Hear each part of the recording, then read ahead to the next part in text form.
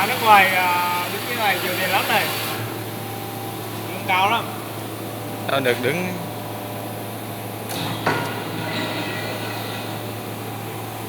Trước còn chặt tuyệt còn áo két gì nhá. Đứng máy CNC. Nhiều tiền lắm.